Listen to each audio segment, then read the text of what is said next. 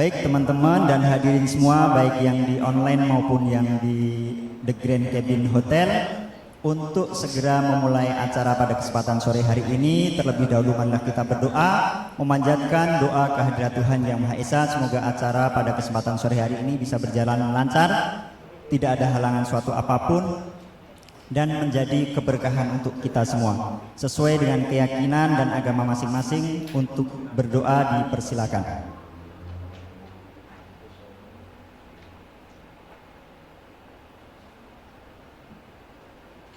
Berdoa cukup. Memasuki acara selanjutnya, yaitu menyanyikan lagu Mars The Cabin Hotel.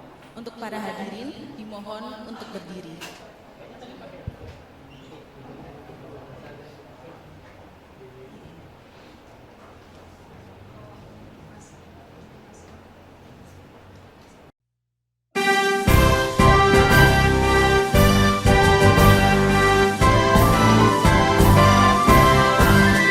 Bersatu menggapai tujuan untuk masa depan jaya, melayani dengan sepenuh hati tanpa mengharap pujian. Rintangan dan segala hambatan akan jadi kesempatan bila kita selalu bersama, bekerja pantang menyerah. Majulah, majulah, majulah The Cabin Hotel, bergandengan tangan dalam suka maupun duka. Majulah, majulah, majulah The Cabin Hotel, bergandengan tangan dalam suka maupun duka. Jayalah The Cabin Hotel.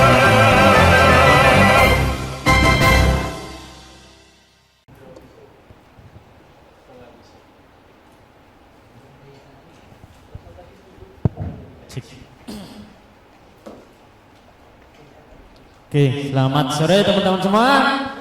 Semangat ya. Oke, yang ini yang di Wonosobo udah join Mas Genta. Bisa ditampilin nggak? Oh ya, selamat sore ya teman-teman yang di Wonosobo juga.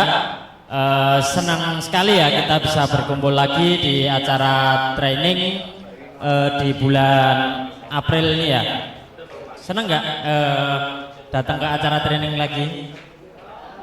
Nah nih, rasanya mesti ya nggak apa-apa, wajar. Apalagi yang libur, yang habis masuk malam.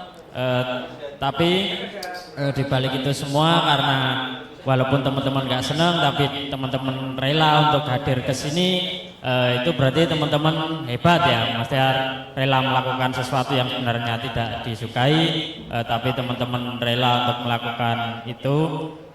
Maka dari itu jangan sampai kehadiran teman-teman di sini itu menjadi sia-sia ya.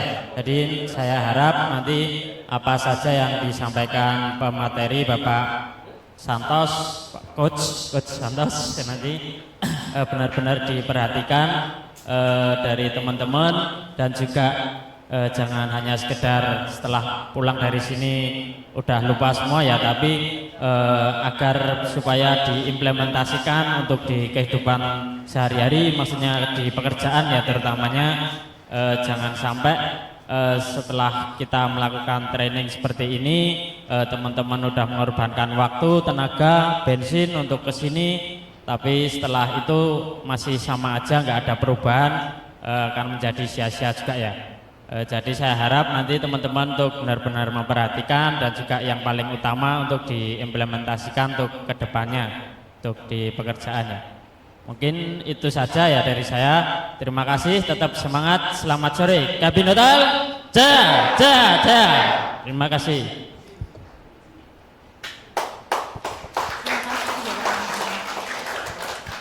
Terima kasih Bapak Ahmad atas sambutannya yang memotivasi kita semua.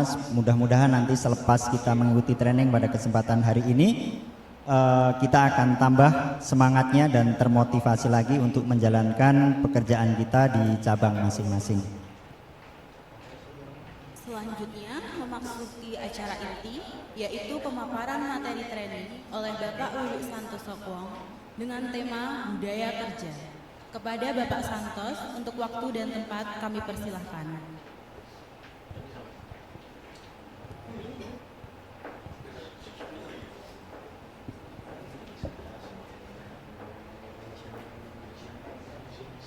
Oke, selamat sore semuanya. Kurang semangat ya. Saya tahu Anda sebagian puasa ya, sebagian mungkin ada yang nggak puasa ya. Tapi yuk kita buat semangat supaya nanti ilmu yang akan Anda dapatkan juga masuk dalam otak semuanya. Ya. Semangat pagi semuanya. Selamat sore. Masih semangat? Oke.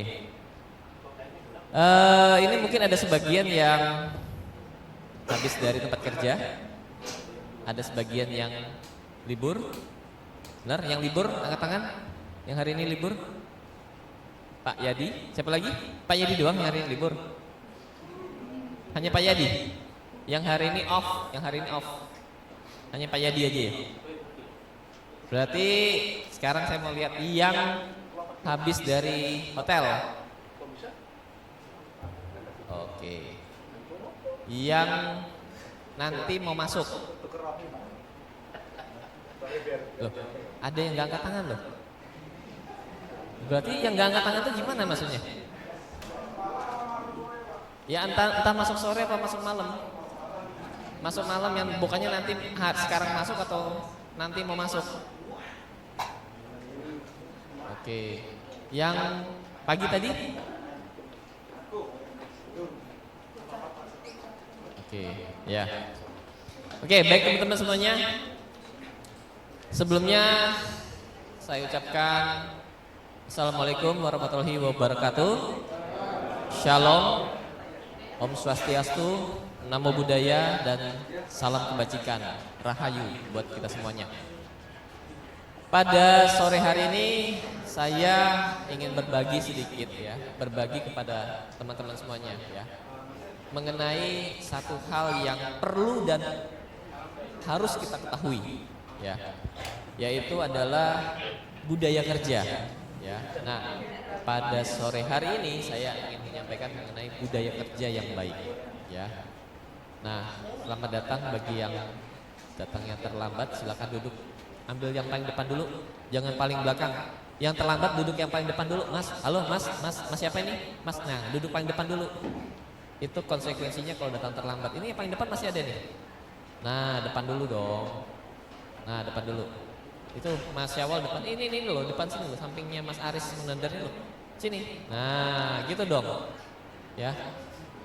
Nah, duduk depan dulu. Belakang itu buat yang nanti yang ada yang panitia masih di belakang dulu. Ya. Oke, saya lanjutkan ya. Nah, pada sore hari ini juga ada yang Zoom meeting ya. Saya minta yang Zoom meeting on cam ya. Semuanya on cam. Ada berapa orang yang datang Zoom meeting? Mas Genta, ada berapa orang yang datang Zoom meeting? Totalnya ada berapa? Karena kita juga tersambung langsung ke Wonosobo ya. Nanti diinfokan ya. Berapa? 10 orang. Padahal di Wonosobo ada 16 orang. 6-nya kemana itu? Hilang. Dicatat ya nanti yang hadir Pak Tugan. Yang 6 orang yang tidak hadir itu tolong juga dicatat. Jadi saya butuh datanya. Oke. Kita ini kan inginnya semuanya maju, benar nggak?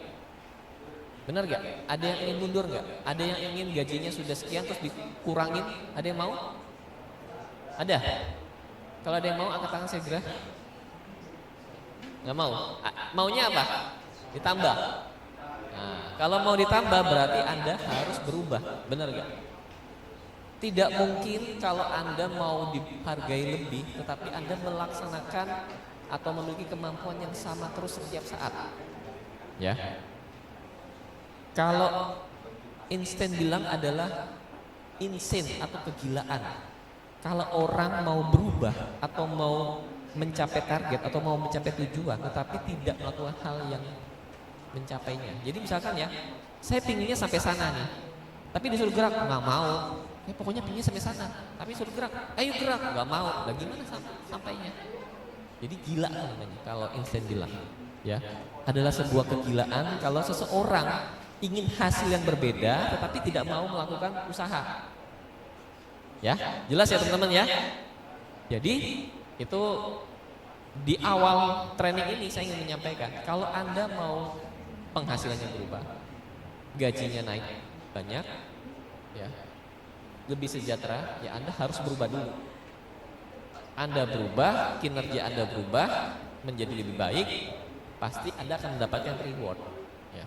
Nah, pada sore hari ini saya ingin menyampaikan hal yang bisa membuat Anda berubah menjadi lebih baik. Ya, yaitu adalah budaya kerja. Ya. Budaya kerja yang baik itu pasti bisa meningkatkan produktivitas. Ya, makanya budaya kerja yang baik mendukung produktivitas kerja. Oke, saya coba dulu ya. Oke. Nah, budaya kerja itu apa? Ada yang tahu budaya kerja itu apa? Angkat tangan. Ada yang tahu budaya kerja itu apa? Apa? Mas, silakan. Kebiasaan, habit. Oke. Siapa namanya? Mas Eka. Oke. Dari Mantri Jeron ya. Oke, Mas Eka. Habit atau kebiasaan. Ada lagi? Satu lagi? Dari sisi tengah mungkin? Apa? Keseharian. Ya. Budaya kerja adalah keseharian. Keseharian apa? Melakukan aktivitas. Yang sisi sini satu lagi ada? SOP.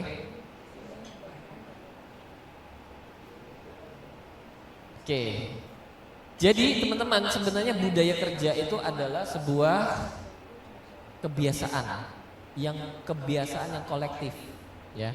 Jadi misalkan kalau ada 1, 2, 3, 4, 100 orang berkumpul jadi satu melakukan sebuah kebiasaan, ya. Misalkan nih, kebiasaannya ketika di satu tempat ini, misalkan di Grand Cabin ini, di satu ruangan ini, kebiasaannya kalau begitu masuk pintu ngucapin salam selamat pagi, gitu kan. Di dalamnya banyak orang kan, begitu masuk pintu selamat pagi, gitu kan. Begitu ada yang masuk lagi selamat pagi. Itu adalah budaya, kebiasaan kolektif yang dilakukan secara konsisten, ya, oleh anggota dari sebuah organisasi atau perusahaan. Kalau misalkan budayanya setiap pagi itu briefing, nah itu kan kolektif, semua orang melakukan itu, baik itu setiap orang di dalamnya melakukan itu adalah budaya kerja namanya.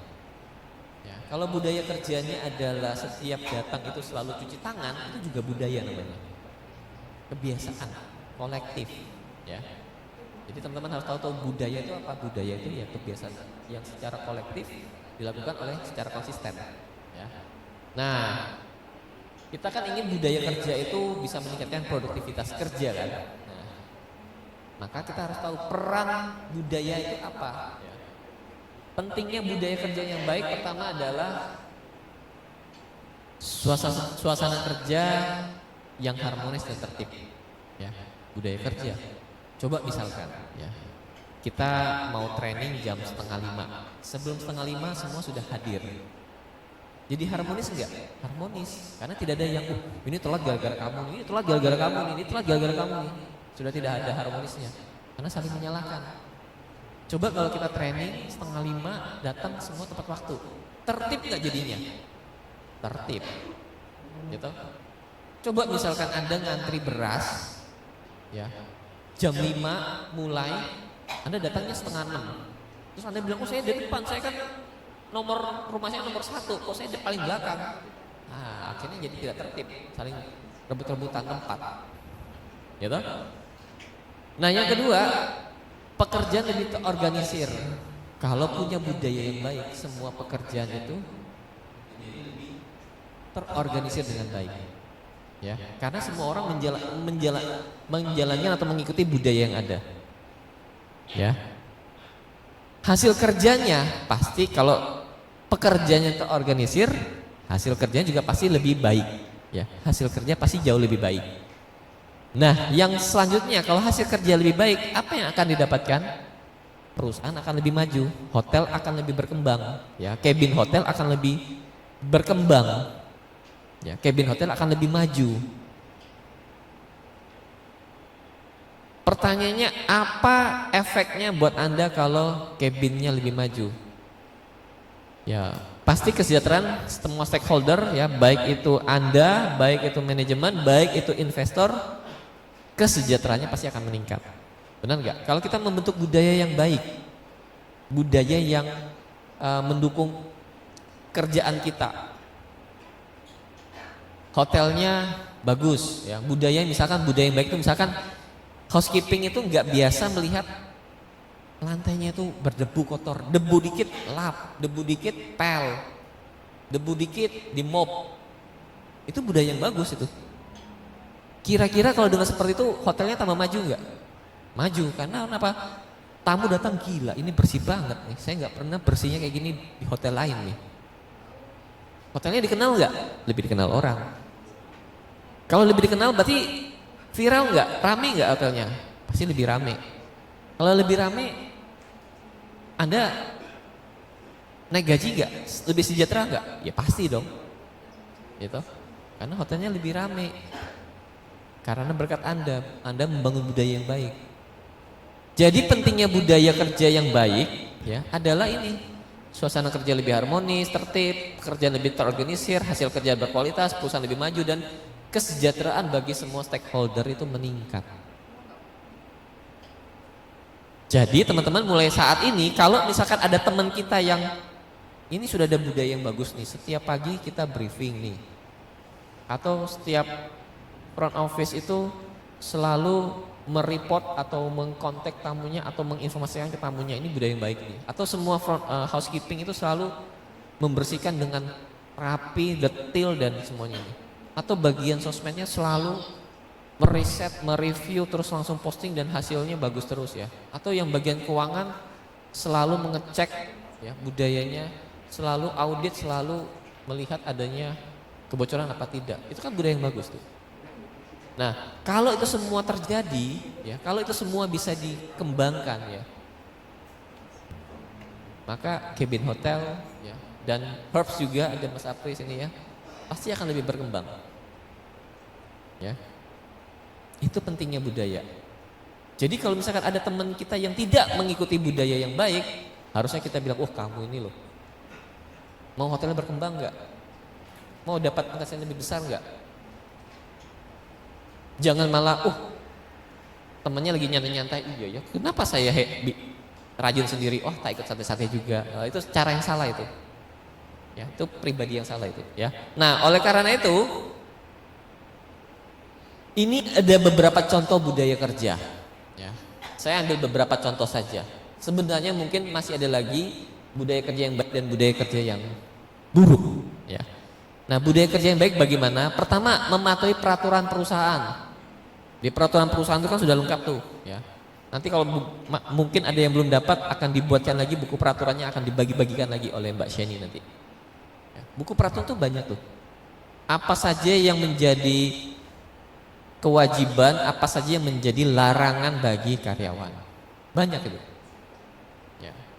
Contohnya, salah satunya pertama, masuk kerja tepat waktu, ya. Masuk kerja tepat waktu itu budaya, teman-teman. Jangan Anda pikir, nggak apa-apa, 5 menit, 10 menit, bahkan ada yang setengah jam loh. Ada yang setengah jam sampai ada yang 40 menit terlambatnya, terlaluan nggak? Kalau saya jadi supervisornya langsung, saya jadi atasannya langsung, besok tak panggil langsung. Kalau nggak bisa berubah langsung SP juga langsung itu. Kita tidak mau mentolerir seperti itu.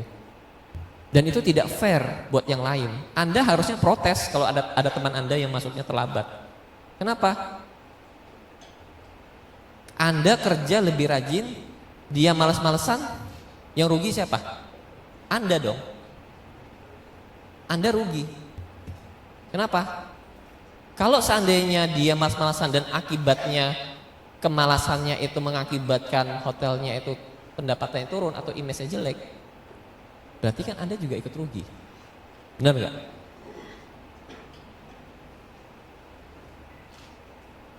Itu ya. Makanya masuk tepat waktu itu paling bagus. Itu salah satu budaya yang baik ya. Yang kedua, memberikan hasil kerja yang terbaik ya. Yang ketiga, selalu jujur dalam ucapan maupun tindakan. Itu budaya yang baik itu. Jujur. Enggak dibohong-bohongi, enggak ditutupi, enggak ada yang disimpan-simpan gitu ya. Jujur dalam ucapan maupun tindakan. Ya, karena semua kebohongan itu pasti akan tercium baunya suatu saat nanti. Mungkin tidak sekarang, tetapi besok, lusa atau kapan pasti akan tercium. Dan biasanya kalau orang berbohong itu akan menutupi kebohongannya itu dengan kebohongan yang lain, dan itu akan sangat susah. Lama-kelamaan akan capek sendiri. Beban mental. Ya. Yang selanjutnya adalah menggunakan waktu dengan efektif. Nah, ini juga budaya yang baik. Ya. Jadi misalkan ada staf yang sebenarnya selesainya dia kerja shiftnya jam 3. Jam 2 mungkin kerjanya sudah selesai semuanya. Tinggal nanti overhandle. Masih ada 1 jam, kerja saya sudah selesai semua. Aku tak lele dulu lah. Teman-teman, kita itu digaji untuk bekerja, bukan untuk duduk-duduk. Jadi kalau misalkan ada waktu, sisa waktu yang tersisa, harusnya kita berpikir apa lagi ya yang saya bisa berikan kepada perusahaan saya supaya ini berkembang. Misalkan front office, ini sisa 1 jam lagi, saya sudah slow nih, saya ngapain ya? Oh, saya cari buat konten aja deh, cari materi konten, kira-kira apa yang bagus. Saya kumpulkan dulu materi-materinya, tinggal besok saya tinggal posting aja. Itu menggunakan waktu kerja yang efektif, bukannya malah nyantai-nyantai, duduk-duduk. Kalau ditanya, loh kok kamu duduk-duduk? Kerjaan semua sudah beres Pak, jadi saya mau ngapain lagi? Ya cari kerjaan apa yang bisa Anda kerjakan. Ya toh? Seperti itu. Nah yang terakhir, bukan yang terakhir ya, yang selanjutnya adalah membantu perusahaan berhemat untuk mengurangi pemborosan. Ya, contohnya misalkan lampu ini nyalanya harusnya jam 5 atau jam setengah 6 atau jam 6 sore ketika sudah gelap. Ya. Tetapi karena Anda masuk jam 3, shiftnya jam 3, Anda pikir aduh kalau nanti jam 5 saya mungkin gak keburu, saya masih mau ngejakan 3 atau 4 kamar lagi. Mendingan tak nyalain sekarang aja deh, ceklek. Daripada nanti saya kelupaan, Anda nyalakan sekarang. Boros gak itu? Boros. Gitu. Kalau pemborosan itu ditanggung oleh kalian, mau nggak? Gak mau kan? Yang nanggung siapa? Perusahaan. Lah perusahaan kan berpikir loh, dia yang boros kok kita yang nanggung. Wah berarti kerjanya kurang bagus ini. Ya udah, kompensasinya gajinya kurang segini aja, nggak dinaikin. Fair nggak? Fair. Tapi kalau Anda bekerja sesuai dengan budaya yang ada, SOP yang ada, oh ini harusnya nyalanya ketika gelap. Nyalakan ketika gelap. Ya, kalau Anda bisa mengurangi pemborosan, membuat perusahaan lebih berhemat, ya, hemat energi, ya, listrik, air, gitu ya, itu maka perusahaan bisa lebih maju. Itu budaya yang bagus. Ya. Nah, budaya yang buruk seperti apa? Contohnya melanggar peraturan, harusnya tidak boleh merokok, ya peraturannya tidak boleh merokok, Anda merokok diam-diam, mungkin nggak ada yang lihat, tapi suatu saat ketahuan, Anda berbohong pada diri Anda dan yang di atas. Mungkin kita nggak lihat, tetapi Anda sudah menyalahi aturan. Ya, itu budaya yang buruk. Sesuatu hal yang ditutup-tutupi pasti suatu saat akan ketahuan, ya, karena sebuah kebiasaan itu bisa dibaca. Sebuah kebiasaan bisa dibaca, ya. Nah, yang selanjutnya gelap. Nah, oke. Yang selanjutnya sering datang terlambat dengan berbagai alasan. Aduh Pak, maaf Pak, saya terlambat. Kenapa? Tadi pagi mau berangkat, tiba-tiba kucing saya beranak Pak. Anaknya ada 5 Pak. Masa saya tinggal gitu aja? Kasihan kan Pak? Oh ya udah. Besok lagi, waduh Pak, mohon maaf saya terlambat Pak. Kenapa? Tadi pas mau berangkat bannya gembos Pak. Besok-besok, Pak mohon maaf Pak saya terlambat lagi. Kenapa? Mau berangkat motor saya nggak ada Pak. Loh kok bisa? Dibawa adik saya Pak. Dibawa istri saya belanja ke pasar Pak. Besok lagi terlambat kenapa? Iya ya Pak, saya terlambat kenapa lagi? Harusnya jam waker saya tuh bunyi jam 6 Pak. Tapi kok tadi pagi nggak bunyi ya Pak ya? Alasannya klise banget. ya toh? Banyak alasan. Ya, semua orang pasti bisa membuat alasan, ya. Yang berikutnya adalah melakukan absensi tetapi tidak berada di tempat kerja. Nah, ini dia. Absen tapi dicari orangnya nggak ada. Ya, itu budaya kerja yang buruk. Atau selanjutnya yang bermalas-malasan dan main handphone, ya. Ini juga ini satu hal yang perlu saya sampaikan, ya. Teman-teman, Anda dipercaya, terutama housekeeping, ya, dipercaya membawa handphone untuk membuat report. Kadang kan Anda report before after gitu kan. Anda mereport bahwa ini PMR sudah selesai, saya masukkan ke spreadsheet, ya. Room status masukin gitu kan. Tetapi ini bisa disalahgunakan nggak? Bisa. Saya kan handphone ini kan saya buat laporan, Pak.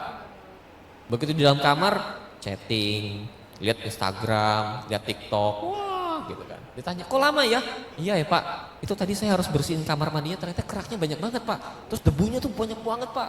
Waduh, terus banyak sampah-sampah lagi Pak. Padahal di dalam tuh dia chatting. Kerjaan tuh cuma setengah jam selesai.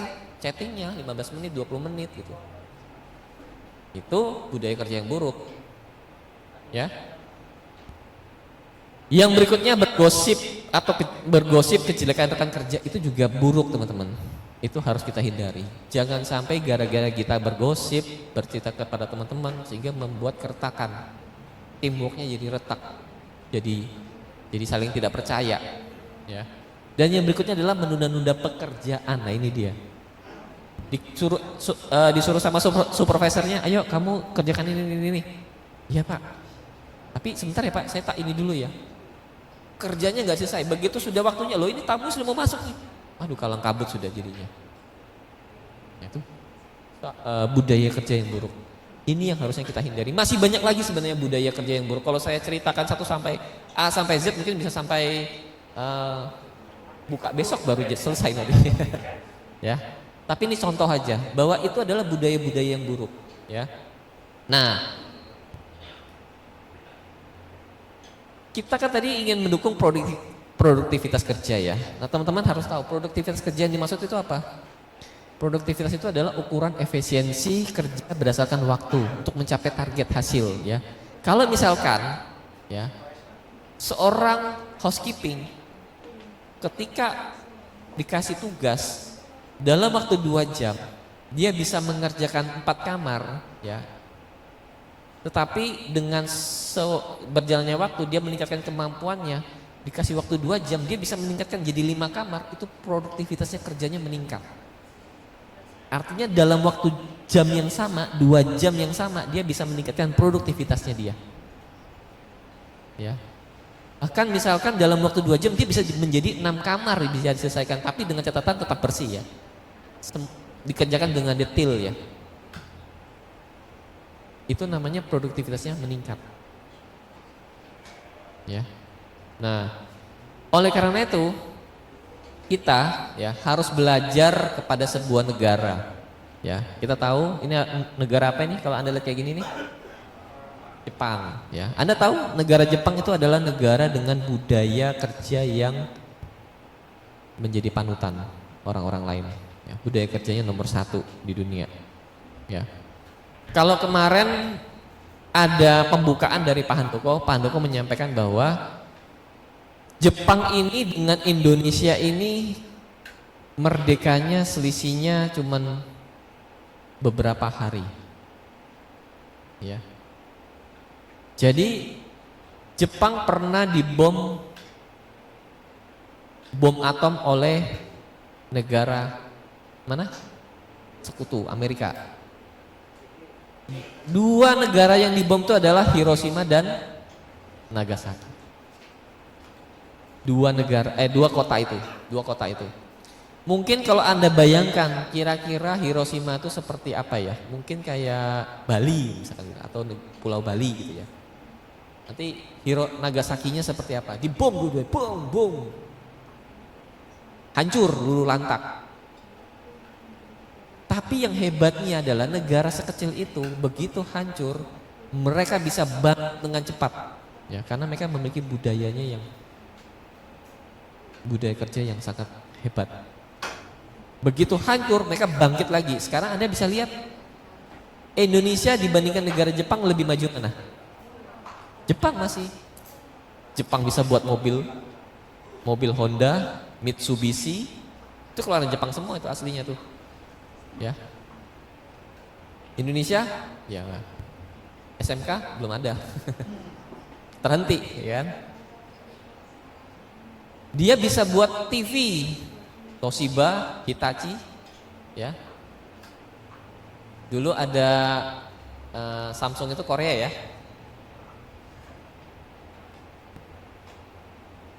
Negara Jepang, ya. Negara Jepang ini dikenal dengan budaya kerja yang baik. Nah, kita belajar, ya. Kita belajar bagaimana sih orang Jepang itu bisa meningkat dengan seketika, dengan cepat sekali. Ya, saya akan mengambilkan beberapa budayanya aja, akan mengambil 4 budaya yang bisa kita coba, yang bisa kita pelajari ya. Sebenarnya banyak budaya Jepang yang bisa kita kupas tuntas, tapi saya hari ini hanya mengambil 4 budaya saja yang mungkin menurut saya bisa kita terapkan di cabin hotel, ya. Nah, ini ada 4 budaya kerja di Jepang, ya. Yang pertama, shitsuke. Artinya apa? Ini artinya adalah mereka sangat ketat dengan waktu, ya. Orang Jepang itu kalau soal waktu dia tidak berani macam-macam. Kalau dia bilang janjian jam 4:30, jam 4:30 kurang dia sudah hadir. Paling tidak jam 4:30 tepat dia sudah berada di tempat. Kalau dia datang itu jam 5 sampai atau jam 5:30 dia harga diri dia tercoreng, malu dianya. Dia lebih baik datang lebih awal atau tepat waktu daripada dia datang terlambat. Karena kalau orang Jepang sudah minta maaf itu sangat malu sekali dianya. Makanya orang Jepang ini sangat ketat dengan waktu. Ya, Anda kalau punya tamu orang Jepang, Anda bilang tunggu 5 menit, ditunggunya benar 5 menit. Kalau lebih dari 5 menit dia akan tanya, ini sudah 5 menit nih. Anda bilang 5 menit, dia pasti akan tagih. Jadi orang Jepang itu sangat ketat terhadap waktu. Ya. Indonesia acara jam 4:30 datang 5:30 biasa Pak. Mohon maaf macet Pak. Beda sekali, ya lah. Makanya gimana kita mau maju? Gimana kita mau mengalahkan negara-negara lain kalau orang-orangnya kita tuh masih seperti ini gitu loh. Makanya kita perlu berubah teman-teman. Dan memang berubah itu tidak mengenakan. Berubah itu sesuatu yang harus butuh dukungan. Memang tidak mengenakan awalnya. Tetapi kalau Anda tidak berubah, hidup Anda akan lebih tidak mengenakan. Ya. Kalau Anda tidak berubah, hidup Anda akan lebih tidak mengenakan ke depannya. Benar? Makanya orang berubah butuh effort. Nah, ini ada contoh. Terlambat 3 menit. Menteri Jepang minta maaf dan didesak mundur. Terlambat 3 menit datang ke parlemen loh. Ya. Terlambat 3 menit datang ke parlemen dia diminta didesak mundur. Hanya terlambat 3 menit. Coba DPR kita. Janji jam meeting pagi rapat parlemen pagi jam 8 mungkin datang jam 10. Ya, ditunggu-tunggu malah nggak datang gitu ya. Dan sebaliknya ada yang berangkat lebih awal dia juga minta maaf. Karena dia tepat waktu. Dia kalau saya janjian jam ini ya saya harusnya jam ini sudah tetap masih ada on time. Ya, datang lebih awal juga. Ini kereta cepat.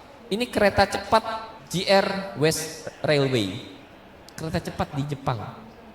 Datang lebih awal 25 detik. Harusnya dia datang pas tepat waktu. Tapi karena dia datang 25 detik lebih awal, dia berangkat juga 25 detik lebih awal. Sehingga yang datang tepat waktu sudah nggak ada waktunya. Saya padahal kurang 10 detik nih. Sudah nggak ada. Akhirnya dia harus minta maaf kepada pengguna kereta yang lainnya. Ya, itu contoh. Nah, di sini kita belajar apa teman-teman? Ya.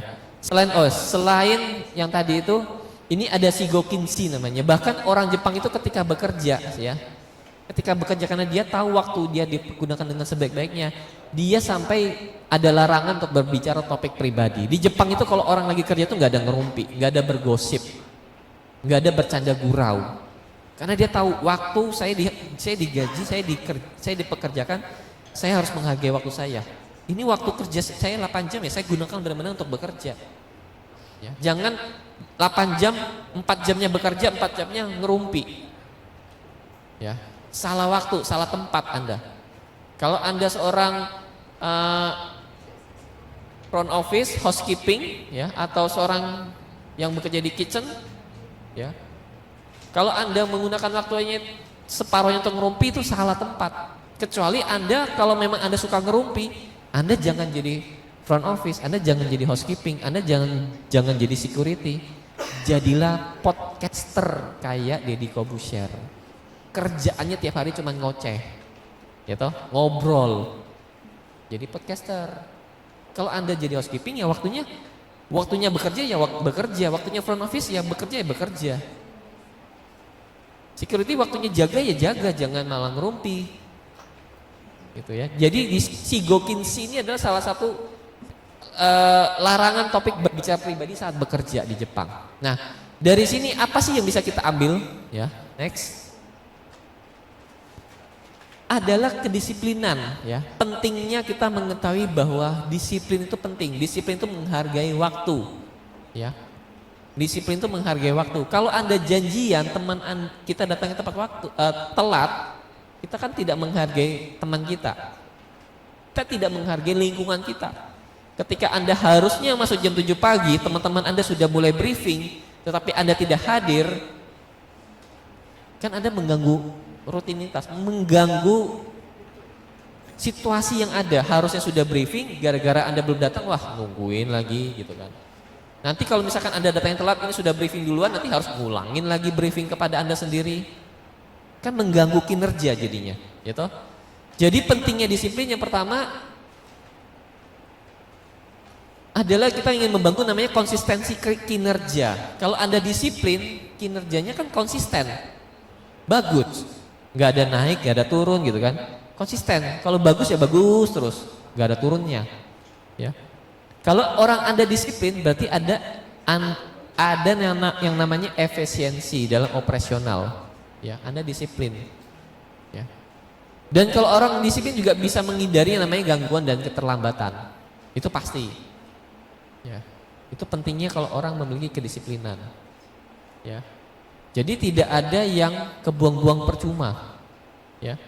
Efisiensi operasional itu maksudnya apa? Kemarin saya mencontohkan seperti ini. Saya pernah melihat tukang bangunan, ya, ketika pengerjaan dulu di Purwokinanti pas bangun-bangun itu ya, zamannya Pak Misto itu. Saya sempat menegur tukang bangunan itu.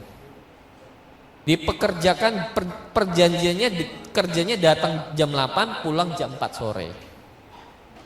Begitu saya tungguin jam 8 dia datang jam 8, tapi jam 8 datang sampai dihadir gitu ya, jam 8 sudah hadir gitu ya di tempat ya, dia nggak telat nih, jam 8 dia datang.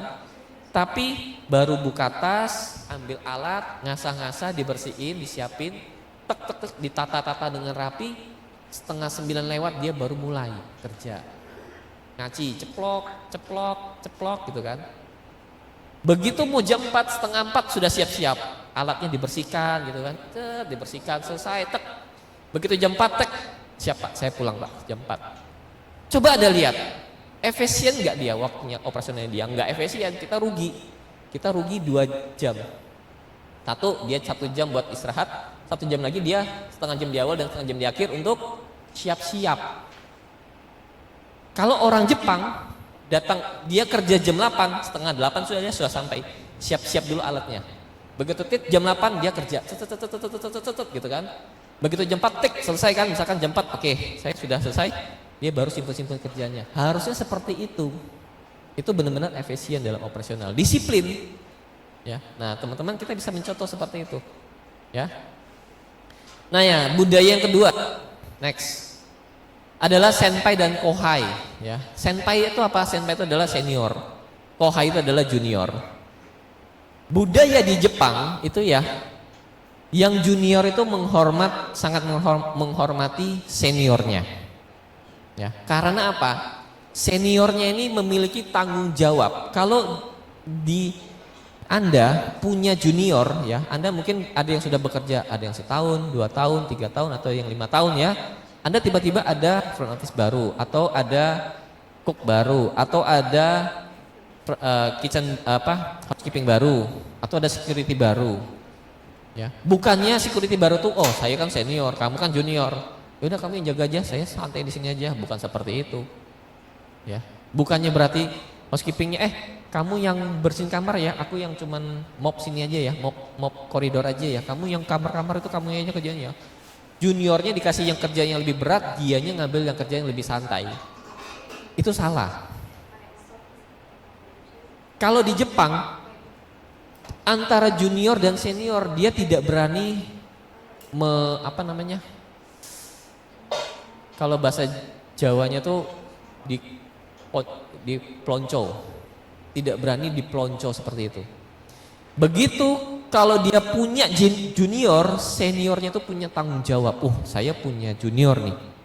Saya punya tanggung jawab. Tanggung jawab saya untuk mengarahkan dia, membimbing dia bagaimana caranya supaya dia punya kemampuan yang sama dengan saya. Itu yang di Jepang, yang budaya Jepang. Ketika dia ada junior, bukannya dia tambah santai, tapi dia punya tanggung jawab. Saya harus buat dia jago nih, buat dia hebat nih. Malah dia ngajar, ayo kamu gini loh caranya loh, ayo lihat ini, ikutin saya kayak gini. Dia malah memberi contoh, bukannya malah kamu kerjain aja aku nyantai gitu. Bukan seperti itu, kebalikan di Indonesia. Itu budayanya senpai dan kohai. Ya. Budaya samurainya Jepang itu seperti itu. Kalau dia punya murid, dia punya rekan kerja yang lebih junior, dia harus bimbing dia harus bimbing yang juniornya, dia harus mengarahkan junior supaya juniornya itu mengerti apa yang harus dikerjakan. Seperti itu, ya. Nah, di sini kita bisa ngambil ya makna dari senpai dan kohai ini, ya. Maknanya adalah peran integritas, ya. Peran integritas, ya. Ada tahu integritas itu apa? Ada yang tahu integritas itu apa? Ada yang tahu? Nggak tahu? Nggak tahu? Integritas itu apa? Nggak tahu? Ya, dari sisi sini yang belum jawab tadi siapa? Ada integritas yang dari mbaknya. Betul. Keselarasan antara ucapan dengan apa yang dikerjakan. Jangan ngomong, wah, itu saya yang kerjain loh Pak tadi Pak, gitu kan. Itu saya yang kerjain loh Pak tadi, saya pel semua ini bersih Pak, gitu kan. Di depan atasannya ngomong kayak gitu. Padahal sebaliknya, begitu ada junior, kamu bersihin aja, aku ini dulu, tak cari ngopi dulu. Begitu ada atasannya, Pak, ini tadi, wah saya kerjain semua ini Pak, Bapak gak lihat kan bersih banget kan nih Pak, gitu kan. Tidak punya integritas. Tidak sesuai apa yang dikatakan dengan apa yang diperbuat. Nah, dalam dunia kerja, kalau kita mau bangun budaya yang baik, ya, kita butuh yang namanya integritas. Selain tadi disiplin, kita butuh yang namanya integritas. Apa yang kita ucapkan itu yang kita kerjakan, dan apa yang kita kerjakan itu yang kita laporkan. Integritas. Apa sih peran dari integritas ini kalau untuk membangun budaya kerja yang baik? Satu, Anda bisa dipercaya. Kenapa? Anda tidak pernah mengatakan hal-hal yang tidak Anda kerjakan. Dan apa yang Anda katakan pasti Anda kerjakan juga. Artinya apa? Anda bisa dipercaya. Itu kita bisa membangun budaya kerja yang baik.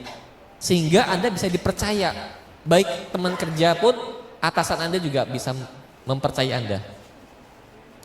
Dan yang kedua, bisa menjadi rekan kerja yang dapat diandalkan. Bisa menjadi rekan kerja yang bisa diandalkan. Misalkan briefing, tadi shift saya sudah mengerjakan 10 kamar, semuanya sudah bersih. Saya tadi semua toiletnya sudah saya keringkan semuanya, semua sabun-sabun sudah saya cek semua, 10 kamar sudah aman, ready semuanya, bisa dicek nantinya. Apa yang diucapkan itu yang dikerjakan. Jadi rekan kerjanya sudah, kalau kamu sudah 10, saya 10 berikutnya ini saya kerjakan lagi nih. Ya, tapi kalau dia tidak punya integritas, dia ngomongnya, saya sudah ngerjain 15 kamar, tenang aja, kamu 5 kamar lagi aja selesai. Tapi begitu temannya lihat, astaga 15 kamar gimana, 1 kamar aja masih berantakan kayak gitu, yang lainnya masih kurang, amenitasnya kurang, slipernya kurang, ada kamar mandi yang masih basah, ngomongnya 15, tapi yang jadi cuma satu. Bisa dipercaya nggak? Nggak bisa diandalkan. Ya. Dan juga kalau punya integritas tuh punya solidaritas yang tinggi. Ya, pasti memiliki solidaritas yang tinggi. Kenapa? Dia selalu ingin membantu orang lain. Ya, punya integritas. Punya kemampuan untuk yuk kita bangun bersama, yuk kita kerja bareng. Itu orang yang punya integritas. Jadi nggak cuma ngomongnya aja gede, tapi apa yang dikerjakan juga bagus, sesuai ya. Nah berikutnya,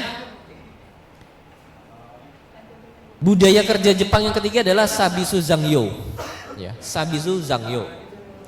Ini artinya kerja lembur cuma-cuma atau rela untuk lembur. Ya, Zangyo itu lembur, Sabisu itu rela atau cuma-cuma. Ya. Nah budaya di Jepang itu adalah salah satunya adalah kalau atasannya belum pulang, bawahannya tidak berani pulang. Dia mengetahui bahwa atasan saya aja belum pulang, saya pulang duluan. Itu budaya kerja di Jepang seperti itu. Dia sangat menaruh hormat kepada atasannya. Di Jepang itu ada pepatah yang mengatakan pelanggan itu adalah raja, ya, tetapi atasan adalah dewa. Pelanggan itu raja, kita melayani mereka seperti raja, tetapi atasan itu seperti dewa. Seperti itu. Jadi mereka tidak berani pulang sebelum atasnya pulang. Kenapa? Karena dia tahu atasannya ini punya tanggung jawab besar untuk memajukan perusahaan. Atasan saya aja berpikirnya bagaimana memaju perusahaan saya, masa tinggal begitu saja. Nah itu, ya, itu Sabisu Zangyo. Nah apa yang bisa kita petik dari kebiasaan ini, budaya yang baik ini? Satu, ya, next, adalah loyalitas, ya, teman-teman. Kalau kita memiliki budaya loyalitas, ya, pasti lingkungan kerja kita solid, ya, budaya kerja kita bisa bangun yang baik, ya. Kenapa? Loyalitas itu penting, ya. Seseorang bisa meningkatkan produktivitas kerja kalau dia loyal. Loyal dalam hal ini apa? Loyal terhadap tempat kerjanya. Jangan sampai nanti ketika ketemu teman, wah hotelmu itu yang kamar mandi luar itu ya? Iya ya. Aduh saya aja malu ya kalau kerja di sana, kamar mandinya luar. Malah menjelekan, malah menurunkan citra. Ya. Harusnya orang yang punya loyalitas tuh, wah hotelmu yang kecil itu kan? Iya, biarpun kata kecil, tapi okupansinya dibandingkan punyamu lebih tinggi okupansiku. Saya bisa check in check out freely. Apalagi gede, wow punyamu bisa, kita bisa libes 2-3 kalinya gitu. Nah itu orang yang punya loyalitas tinggi, ya, dia berkontribusi memajukan perusahaan, punya loyalitas yang tinggi. Kalau kalau semua dari kita tuh punya loyalitas yang tinggi, pasti hotel kita bisa lebih maju, ya, lebih dikenal orang. Kenapa? Karena kita selalu membicarakan hal-hal yang baik di depan orang, bukan menjelekan gitu loh. Kan ironis kan ya? Dia maunya gaji gede di sini, tapi begitu di luar menjelek-jelekan gitu kan. Seperti itu. Ironisnya seperti itu ya. Jadi orang yang punya loyalitas ini juga akan memberikan ide-ide kreatif tanpa paksaan. Gimana ya supaya hotel saya ini berkembang ya? Apalagi ya yang saya bisa kasih kontribusi ya. Gitu ya. Nah, kalau orang yang loyalitas juga tinggi, dia juga bisa membangun citra perusahaan yang baik. Wah, hotel saya itu bagus. Dia di luar itu selalu mengatakan hal yang baik, ya. Dan kalau orang yang punya loyalitas tinggi itu bisa bertahan dalam berbagai keadaan. Jepang itu sudah hancur, dibangun lagi karena orang-orangnya punya semangat tinggi dan loyalitas yang tinggi.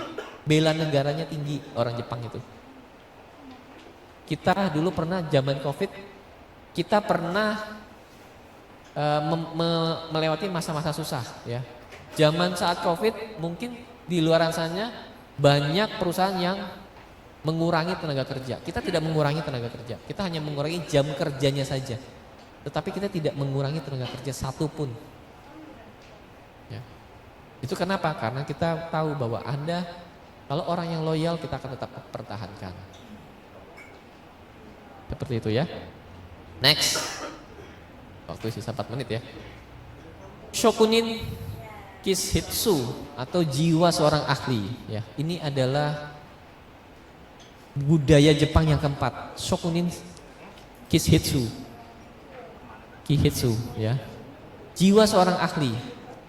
Saya ambil contoh ini, gambarnya adalah seorang chef ya di sebuah rumah makan sushi. Di Jepang itu kalau seorang chef ya, seorang chef itu dia sampai bisa berhadapan dengan customer langsung, tamu ya, tamu langsung ya.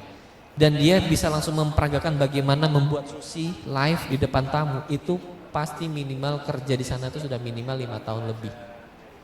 Karena orang-orang yang baru bekerja di rumah makan sushi itu biasanya kalau tahun-tahun pertama dia tidak boleh bertemu dengan tamu langsung. Karena mereka yakin, mereka memiliki standar yang bertemu dengan langsung itu yang harus yang sudah expert.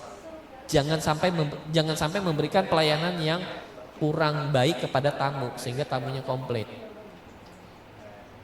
Kalau orang di Jepang untuk bisa tampil seperti ini, ya tampil seperti ini, dia harus tahun-tahun pertama dia bagian nyuci, ngepel. Terus nanti tahun kedua dia baru masuk kitchen, baru masak-masak. Tahun ketiga baru dia belajar apa. Sampai 5 tahun, sampai dia benar-benar dirasa mampu, dia baru berani boleh di depan itu langsung menggulung sushi. Disajikan langsung live ke tamu. Itu jiwanya Jepang. Dia membangun jiwa yang seorang ahli atau namanya artisan spirit. Ya. Jadi tidak sembarangan dalam memberikan pelayanan itu. Nah, apa yang bisa kita ambil petik dari budaya Jepang yang ini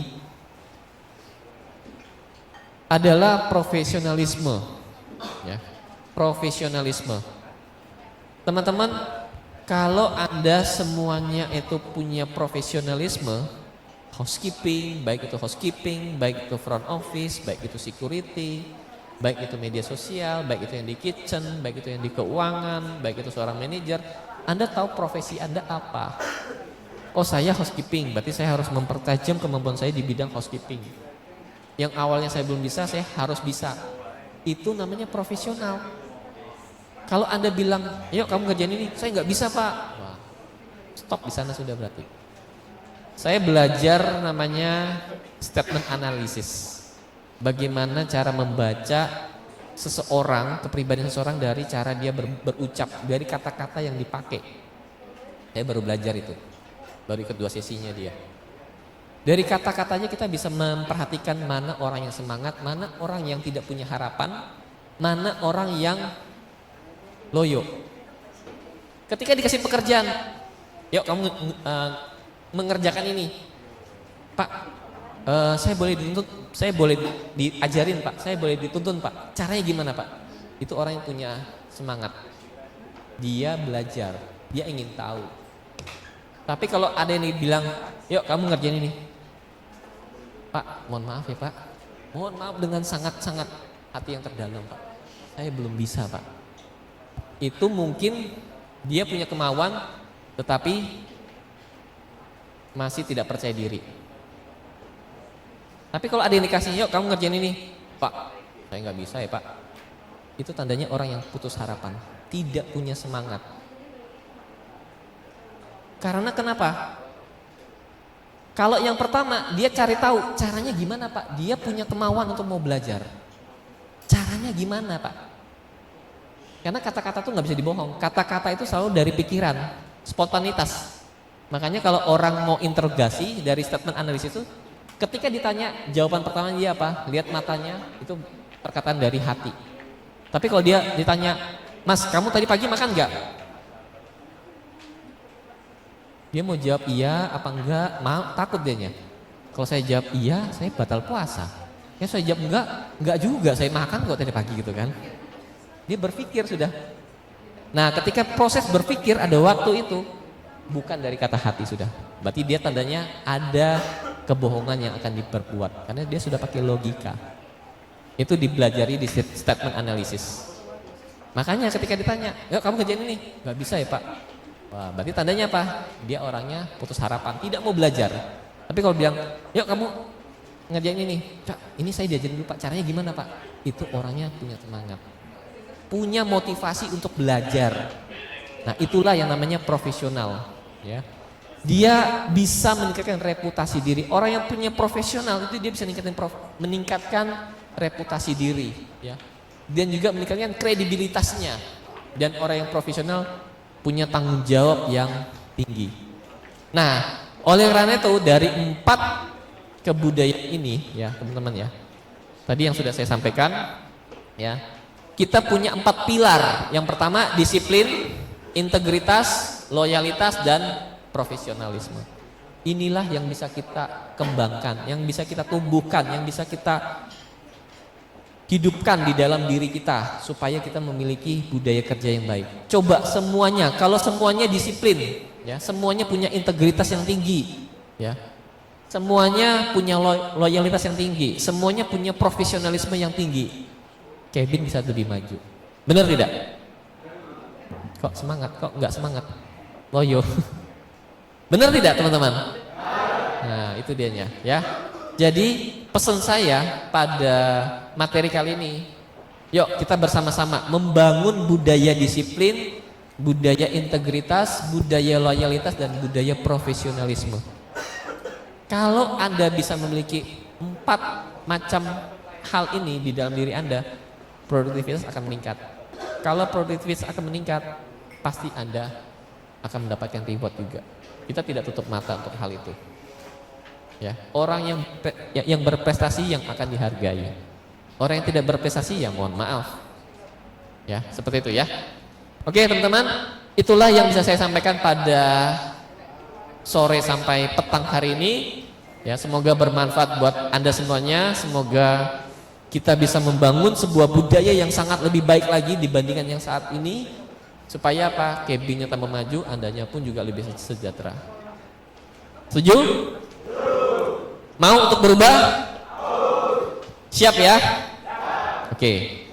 Terima kasih atas waktunya, terima kasih atas perhatiannya, terima kasih atas apa yang sudah Anda pelajari ya. Anda sudah mau meluangkan waktu ya, tetapi saya ingin mengkritisi sedikit ya. Training itu jangan dianggap sebagai sesuatu yang tidak mengenakan. Justru kalau Anda memiliki semangat profesionalisme, training itu adalah sebuah keharusan, bahkan itu kalau boleh sebuah tuntutan. Pak, saya kok nggak pernah di training lagi Pak, saya itu butuh loh Pak, supaya saya itu bisa meningkat Pak. Anda cari, Anda tuntut manajemen, Pak bulan lalu ada training, bulan ini kok belum ada training Pak. Bukannya bilang, waduh seneng ya aku gak ada training, gak ada training aja aku gak repot gitu. Itu justru salah, tidak punya motivasi, tidak punya semangat.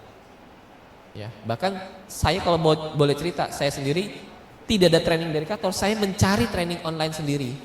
Saya bayar sendiri untuk diri saya. Kalau diri saya meningkat, kemampuan saya meningkat, saya pasti dihargai lebih. Itu yang harus Anda pikirkan. Ya. Jadi training itu jangan dianggap sebagai sesuatu hal yang capek, males, harus effortnya itu, tapi itu tuntutan. Anda harus menuntut gitu ya. Oke, demikian dari saya. Terima kasih, selamat sore dan selamat berbuka puasa kepada semua teman-teman yang menjalankan puasa. Baik.